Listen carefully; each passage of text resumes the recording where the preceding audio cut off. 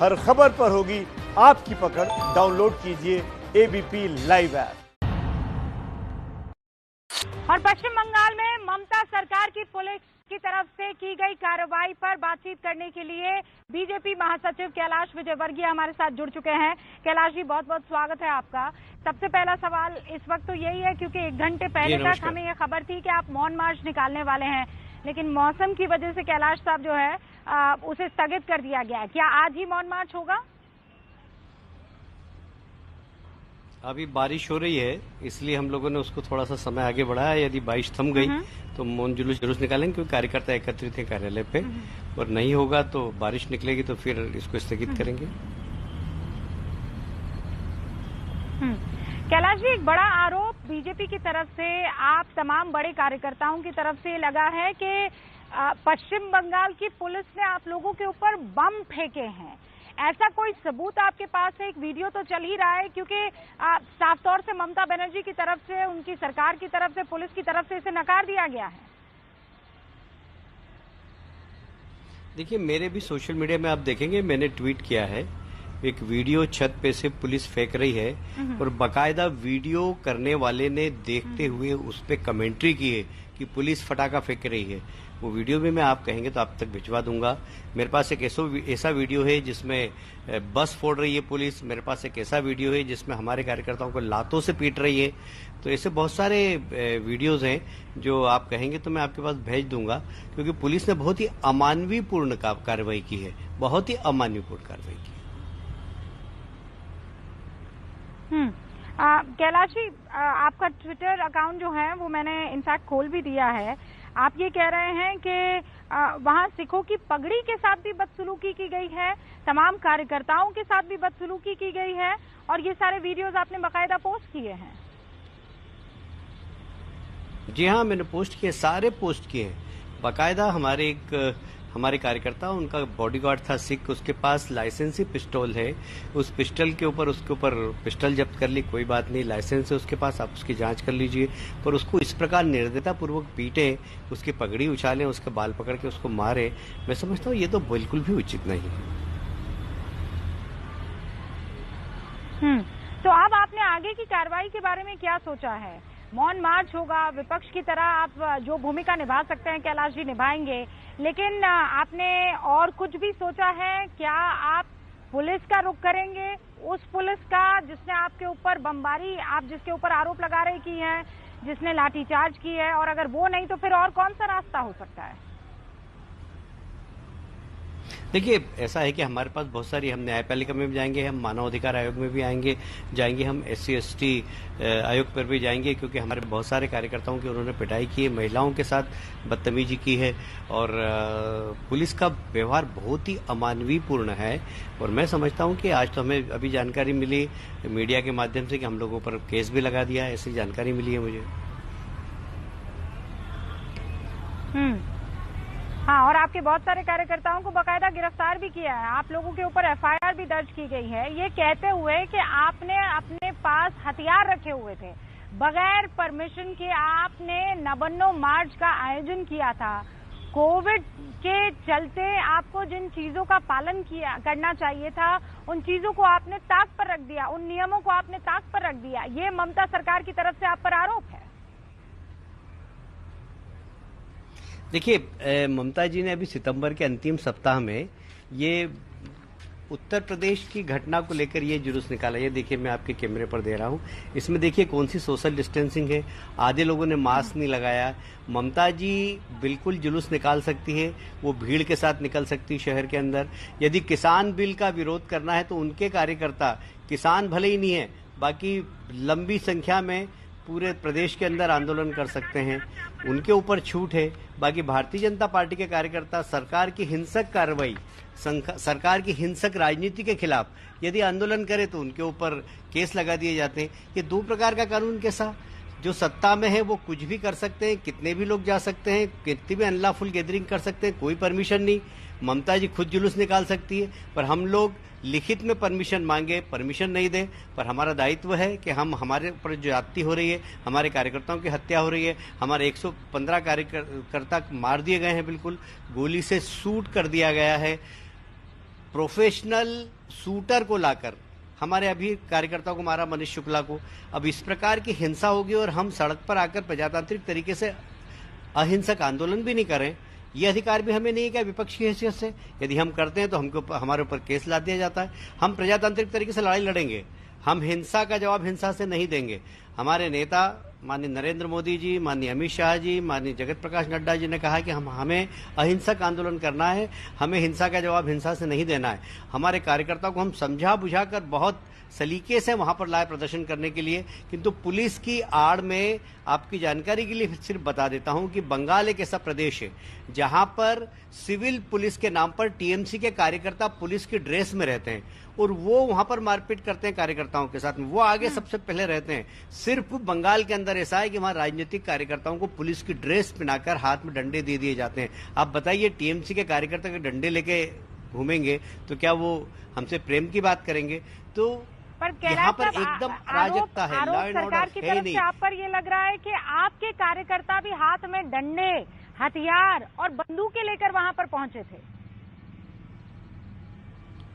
एक आध के उदाहरण बता दें, एक उदाहरण बता दें, सिर्फ एक। उन्होंने एक सिक्योरिटी वाले को जरूर पकड़ा है, उसके पास लाइसेंसी पिस्टल थी, वो हमारे कार्यकर्ता का बॉडीगार्ड है, उसको थाने में लिख के दिया हुआ है कि मेरे साथ पिस्टल वाला बॉडीगार्ड रहता है। पुलिस की जानकारी में है कि वो बॉडीगार्ड है। उसके बाद भी यदि पुलिस दुष्प्रचार करे, उसका राजनीतिक रंग दे, तो ये तो ममता जी की पुलिस है, कुछ भी कर सकती है। ममता जी की पुलिस टीएमसी के कार्यकर्ता की तरह काम करती है। ममता जी के थाने टीएमसी के कार्यालय की तरह काम करते हैं। जिस प्रकार यहाँ पर राजनीति का नौकरशाही का राजनीतिकरण हुआ है, देश के अंदर कहीं पर भी नहीं। अब तो नौकरशाही का अपराधीकरण भी हो गया। अब तो अपराधियों के साथ पुलिस हत्या में शामिल होती है, पुलिस गो तस्करी कराती है, पुलिस कोयले चुरवाती है, पुलिस क्या नहीं करती यहाँ पर। और इसलिए बंगाल की पुलिस एक विशेष प्रकार की पुलिस है।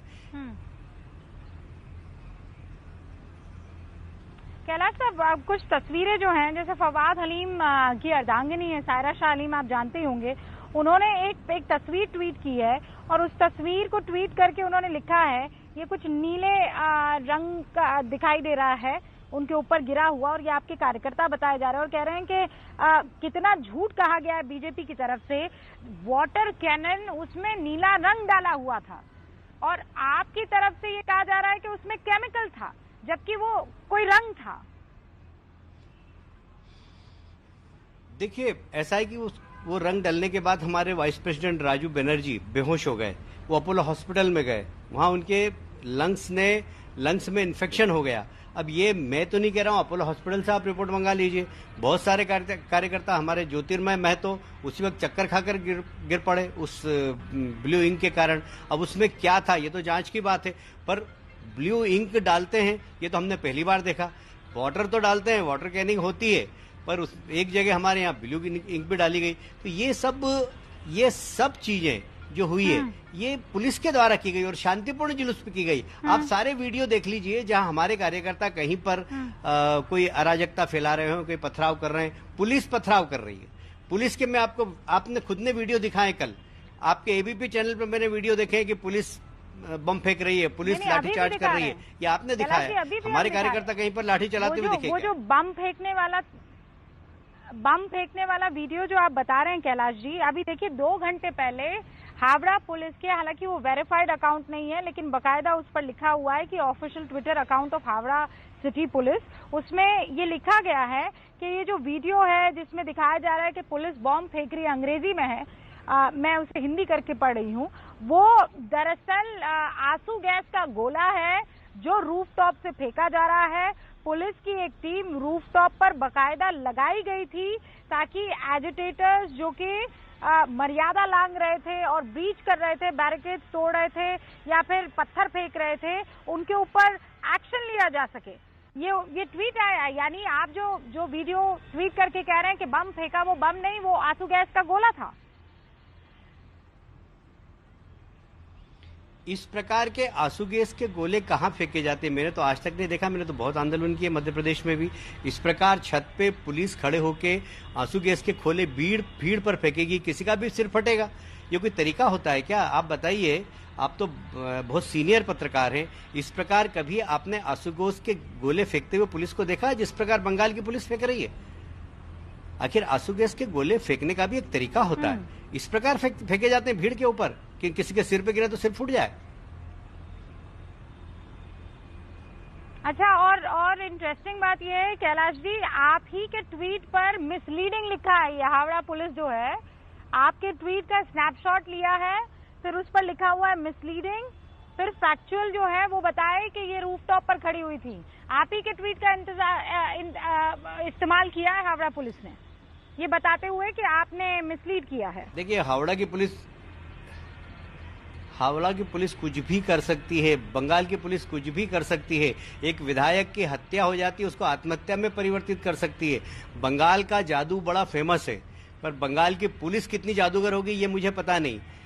बलात्कार होता है, बलात्कार को रिपोर्ट आ जाती है कि बलात्कार नहीं हुआ, हत्या हो जाती है बालिका की, बोले आत्महत्या कर ली इसने, तो हत्या को आत्महत्या में बदलने में माहिर पुलिस है यहाँ की। तो यहाँ की पुलिस कुछ भी कर सकती है। बंगाल की पुलिस है, बंगाल की पुलिस को सारे अधिकार ममता जी ने दे रखे हैं। वहां पर भारत का संविधान लागू नहीं होता, वहां ममता जी का संविधान लागू होता है। ममता जी आराम से भीड़ के साथ पूरे कलकत्ता के अंदर उत्तर प्रदेश सरकार के खिलाफ प्रदर्शन कर सकती है। बाकी हम यदि ममता जी के खिलाफ प्रदर्शन करते हैं तो आपने देखा है हम पे लाठीचार्ज हुआ, हम पे आंसू गैस के गोले फेंके गए, हमारे कार्यकर्ताओं को पीटा गया, 1500 से ज्यादा कार्यकर्ता घायल हुए। ये सब आपने दिखाया है। वहां की पुलिस हमारे लिए कुछ भी कर सकती है। ममता जी के लिए सारे खून माफ है, ममता जी की पुलिस के लिए सारी जादूगरी माफ है कि वो किसी भी हत्या को आत्महत्या में बदल दे। हाँ, सारे खून माफ है। ये जादूगरी सिर्फ बंगाल की पुलिस ऐसा करती है। क्यों कैलाश जी कि वहाँ लोकतंत्र के नाम पर आप देखिए पूरे हिंदुस्तान में कुछ भी होता है एक पूरी जमात आगे आती है, एक पूरा ग्रुप है जो बकायदा काम करता है कि कहाँ कुछ ऊपर नीचे हो और हम अपने अवार्ड वापस कर दे, हम जो हैं ट्वीट करने लग जाए, हम अपनी तख्तियों के साथ खड़े हो जाए कि देखिए हिंदुस्तान में क्या कुछ हो रहा है। ये पश्चिम बंगाल में कुछ होता है तो ये पूरी की पूरी जमात गांधी जी के 3 बंदर क्यों बन जाती है? ऐसा क्यों है? ममता बनर्जी के खिलाफ कुछ भी लोकतंत्र को लेकर कहने से ये बाकी सब कैसे हिचकिचा जाते हैं? मेरे ख्याल से कैलाश विजयवर्गीय का फोन डिस्कनेक्ट हो गया है। सुन पा रहे हैं कैलाश जी मुझे?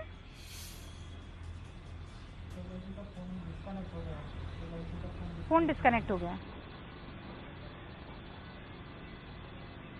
फोन डिस्कनेक्ट हो गया है।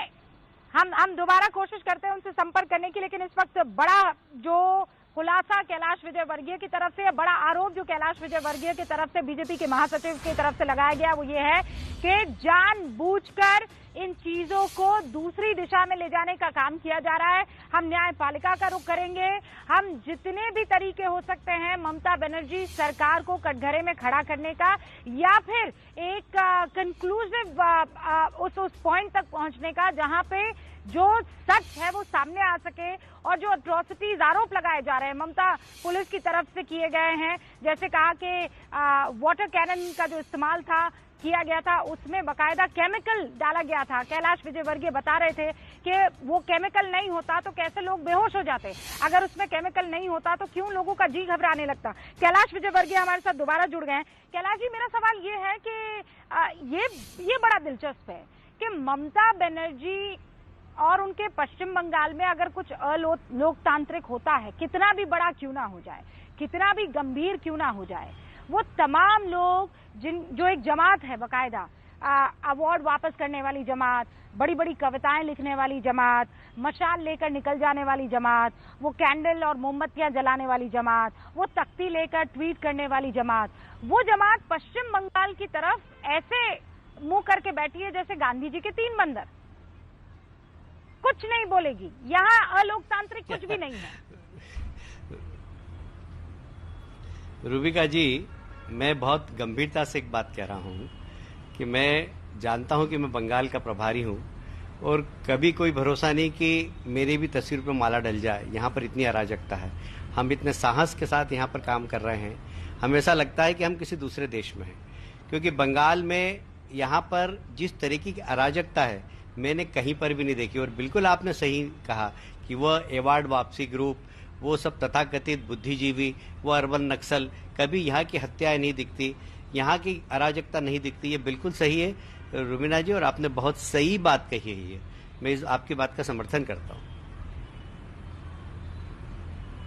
कैलाश जी, लेकिन आपने जो बात कही, ऊपर वाला ना करे, अल्लाह ना करे आपके साथ ऐसा हो। राजनीतिक मतभेद अपनी जगह होते हैं, लेकिन आपका ये कहना मुझे लगता है ना आपके कार्यकर्ताओं को पसंद आएगा और ना ही जो आपके राजनीतिक विरोधी हैं उनको पसंद आएगा। आप लंबे जिए, स्वस्थ रहें हमेशा, और लोकतांत्रिक अगर मूल्यों के लिए लड़ाई लड़ रहे हैं तो देश आपके साथ ही होगा। बहुत बहुत शुक्रिया कैलाश विजयवर्गीय हमारे साथ जुड़ने के लिए।